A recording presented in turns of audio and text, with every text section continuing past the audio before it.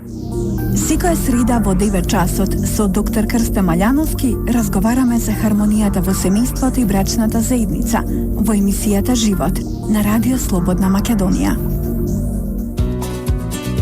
Добро утро. Најново издание на Живот со доктор Крсте Маљановски на фреквенциите на Радио Слободна Македонија. Добре дојдовте. Денеска зборуваме за децата со девијантно поведение и деликвентно однесување и како тие се згрижуваат. Па на повеќе категории може да се поделат. Кажете ни за што се работи всушност. Актуалните состојби што ги гледаме секојдневно, посебно на раскрсниците, на најфреквентните раскрсници во Скопје, ни донесуваат веќе подолго време проблеми со една категорија на деца која е перманентно присутна на овие најфреквентни места во Скопје. Јас би можел да ги истакнам и да ги лоцирам заради тоа што тие секојдневно ние ги гледаме. Тоа е раскрсницата на влезот на Скопје кај пожарната, пред Американската амбасада, пред Соборната црква, во центарот на градот на неколку места и некои периферни, меѓутоа кои не се толку многу фреквентни. Како што и самите рековте во најавата, значи имаме деца со девијантно однесување, односно криминално поведение, и овие деца кои се со едно социопатолошко однесување кое потекнува дефинитивно од нивните родители. Министерството за труд и социјална политика презема значајни чекори за на еден начин да ги тргне овие деца од улица заради многу фактори. Кога зборуваме за овие две категории, не можеме децидно да ги разграничиме. Заради тоа што од едната преминуваат во другата или тоа се истите деца кои исторуваат кривични дела.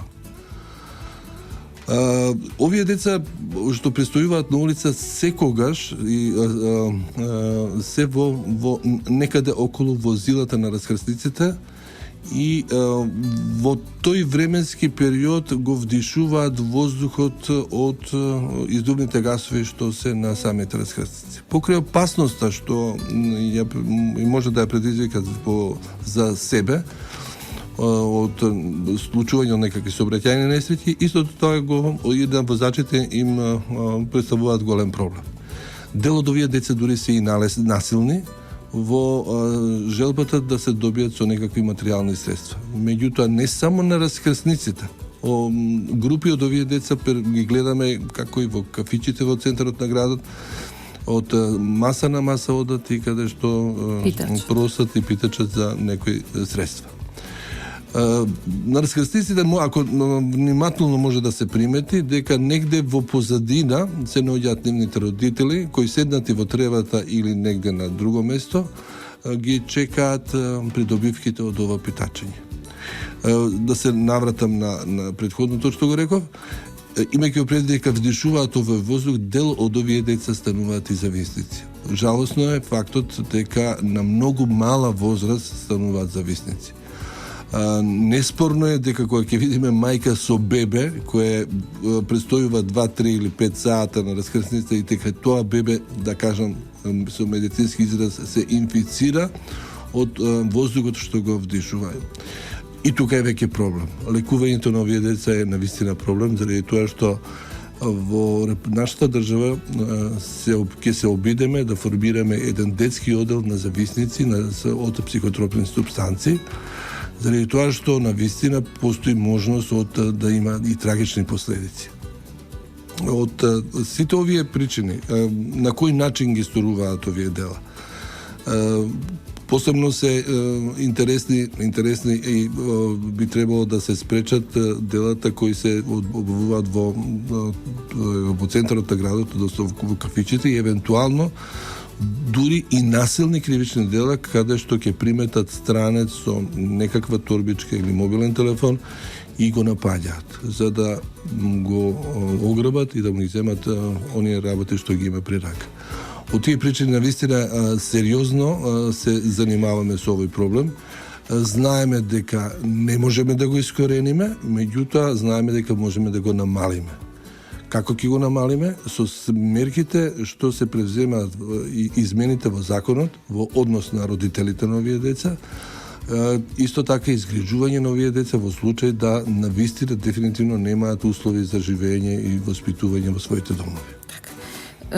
Какво е вашето размислување? Децата, питачат, значи знаеме во какви услови се, знаеме кој ги зима после парите, меѓутоа по никој пат едноставно не можеме да не се сожалиме и да им дадеме пари. Што велите вие? Треба ли да се даде или не? Дефинитивно мислам дека не треба да се даде, заради тоа што сиромаштијата не треба да значи и криминал. Сиромаштијата не значи и злоставување на своите деца. Овде имаме еден момент на дефинитивно злоставување и занемарување на децата. Децата одат, да не кажам, со најтешки последици. Имајќи во предвид, јас ќе кажам едно мое лично искуство. Бев директор на Домот за деца со воспитно-социјални проблеми и во еден момент ми донесоа детенце кое во самата постапка, односно протоколот за постапка би требало да биде прегледано од страна медицинска сестра и лекар, после тоа да извршат хигиенски претраги на детето и да му се даде нова облика нормално да се нахрани. Просто не би беше заверување кога во неговите десни, односно во устата, најдовме 400 евра свиткани и ставени во самото уста. Нешто страшно што може да навистина предизвика најразлични инфекции, заболувања. Дел од овие деца се и болни.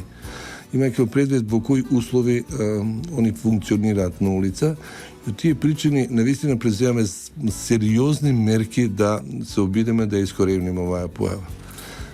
Кои установи учествуваат во коригирањето на однесувањето на овие деца, доктор Маљановски? Значи, доминантно место ги имаат центрите за социјална работа, кои со своите екипи, односно стручни работници, би требало да ги прифаќаат. До пред неколку месеци овие акции беа 24 часа, значи на пријавување на граѓани, дека се наоѓа некоја детенце или во кафеана или на улица, значи реагира. За жал во овој момент овие мобилни екипи не функционираат. Мислам дека би требало да функционираат. Второ место се установите за згрижување на овие деца и трето место се дневните центри. Каква е постапката? Евентуално во случај да биде прифатено, значи прво и основно е дека прифаќањето на овие деца, односно тргнувањето од улиците, од раскрсниците се врши со асистенција на полиција во цивилно возило, цивилно облечени колегите. Значи се зема детето и се носи во центарот за социјална работа. Во центарот за социјална работа би требало да се идентификува, односно да се пронајдат неговите родители, ако не ги знае, ако ги знае, тогаш се повикуваат во центарот и се предупредуваат. Првите неколку случувања се наистина предупредување и опомени. Во случај да тој дел не вроди со оправ, тога се поднесува кривична постапка против родителите. Откако детето ќе биде идентификувано, се носи во еден од дневните центри, односно во установите, каде што се обидуваме да го санираме на некој начин. Прво од здравствен, од хигиенски и од сите други аспекти. Во случај да родителот дава ветување дека нема да се повтори делото, дека нема тоа дете да биде пак на улица и да биде пронајдено од стручните служби, тогаш детето му се враќа на родителот. Во случај да има желба да престојува во дневните центри, кои во моментот ги имаме 5 во Република Македонија, тогаш детето со изјава на родителот, значи писмена изјава подпишана од родителот, ние го вклучуваме во системот на социјална заштита, односно во дневните центри. Во Република Македонија во овој момент имаме 5 дневни центри. Можеме да речеме 5 од следните причини. Значи 2 во Скопје, едниот е во Газибаба, другиот е во Кисела Вода, едниот во Прилеп е во завршна фаза на отварање, во Битола е сместен дневниот центар за деца на улица во рамки на домот за доенче и мали деца во Битола, и последниот е дневниот центар во Охрид, кој функционира единствено во летните месеци од разбирливи причини, заради тоа што концентрацијата на народ е многу поголема во лето и овие деца заминуваат, значи се трансферираат одат во поголемите туристички места каде што можат пак да просат. Исто така би сакал да напоменам дека во населбата Шуторизари имаме еден дневен центар кој е од невладина организација кој досека одлично функционираше, односно ги изгружуваше. Што се прави во овие дневни центри?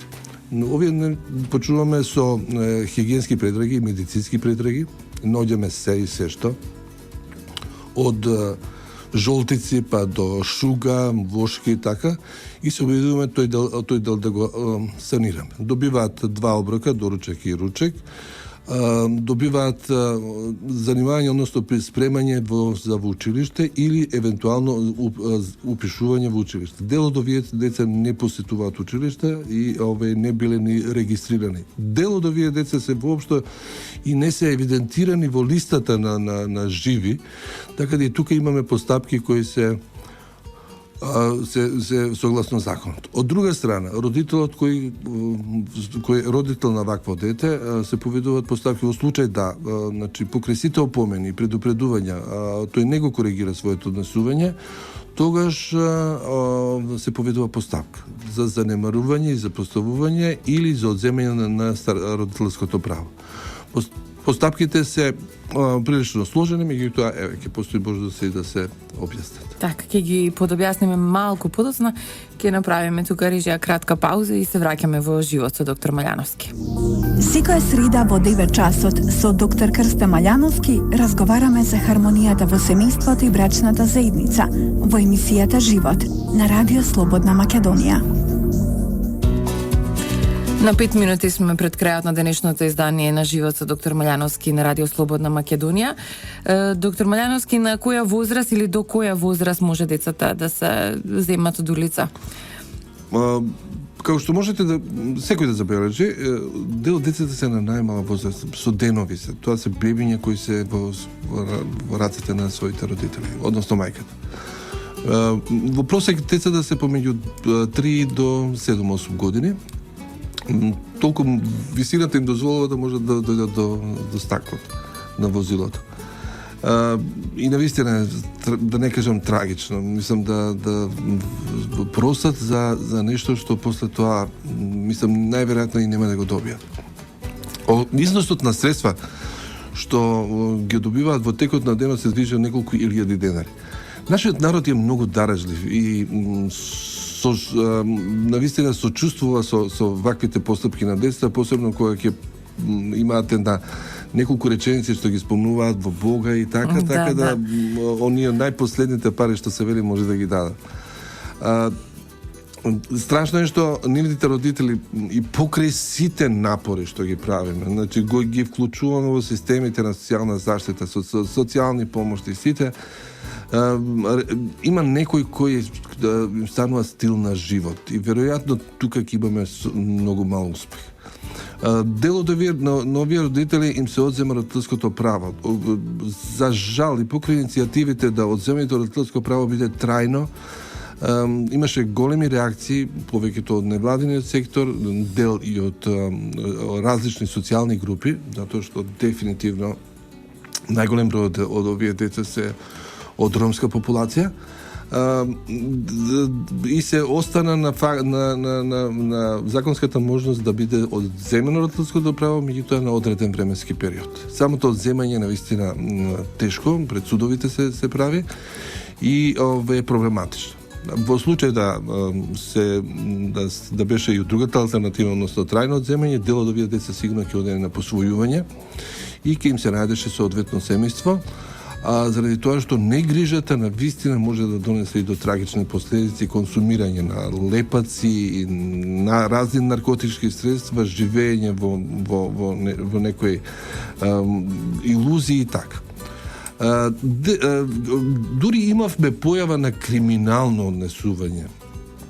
Дел од овие деца беа носени со возила на кои возачот како дел од ланецот им плачеше на родителите по некој износ од 500 денара, ако се сеќавам добро, ги земаше децата од предивните домови, ги разнесуваше низ раскрсниците и фактички тие работеа за овој човек. Мислам дека тој ланец беше прекинат. И мислам дека беше соодветно санкциониран.